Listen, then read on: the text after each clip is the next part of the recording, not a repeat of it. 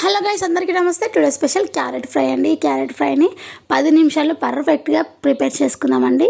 చాలా హెల్దీ అండి. ఇది కంటి చూపుకు కూడా చాలా మంచిగా పనిచేస్తుంది. స్కిన్ కూడా తాజాగా ఫ్రెష్గా ఉంటుందండి. క్యారెట్ అలా తినలేని వాళ్ళు ఈ విధంగా తీసుకోండి, చాలా ఇష్టంగా తింటారు. నేనైతే ఈ ఫ్రై కోసం ఒక పావు కేజీ క్యారెట్ని అయితే తీసుకున్నానండి.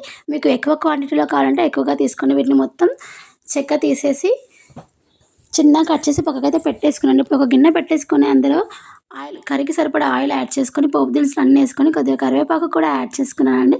ఈ విధంగా ఒకసారి దోరగా వేయించుకొని చిన్నగా కట్ చేసి పెట్టుకున్న క్యారెట్ ముక్కలన్నిటిని అందులో వేసేసేయాలి.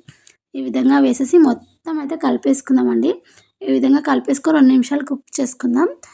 ఈ విధంగా కుక్ చేసుకొని మరీ మూత తీస్తూ కొద్దిగా పసుపు, కొద్దిగా ఉప్పు యాడ్ చేసుకోవాలండి. ఈ విధంగా పసుపు, ఉప్పు యాడ్ చేసుకొని మరొకసారి మొత్తం ఉప్పు, పసుపు కలిసే విధంగా కలిపేసుకోవాలి. చూడండి, నేను వీడియోలో చూపించే విధంగా కలిపేసుకోండి. ఈ విధంగా కలిపేసుకొని మూత పెట్టి కుక్ చేసుకోండి ఒక 5 మినిట్స్ వరకు. దాన్ని మీడియం ఫ్లేమ్లో పెట్టి కుక్ చేసుకుని ఇప్పుడైతే మనం వెల్లుల్లి కారం అయితే రెడీ చేసుకుందాం. ఈ విధంగా వెల్లుల్లి రెబ్బలు ఒక 7-8 తీసుకొని మిక్సీ జార్లో, ధనియాలు అంటే ధనియాలు తీసుకొని ధనియా పౌడర్ తీసుకుని కొద్దిగా జీలకర్రను యాడ్ చేసుకోండి. ఎండు కొబ్బరి లేదా పచ్చి కొబ్బరి యాడ్ చేసుకొని నేను కొబ్బరి పొడి యాడ్ చేసుకుంటున్నాను.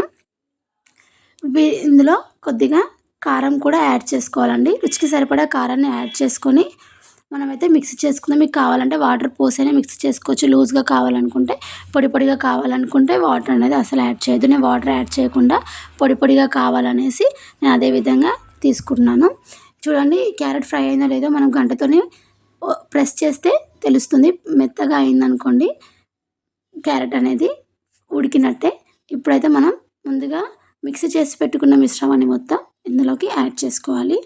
అంతే అండి. ఈ మిశ్రమం మొత్తం క్యారెట్ ముక్కలకు పట్టేంత వరకు మంటను మీడియం ఫ్లేమ్లో పెట్టి ఫ్రై చేసుకోవాలి. లాస్ట్కి మనం కొత్తిమీరతో గార్నిష్ చేసుకొని సర్వ్ చేసుకుంటే ఎంతో రుచి అయిన హెల్దీ అయిన క్యారెట్ రెసిపీ రెడీ అయిపోయిందండి.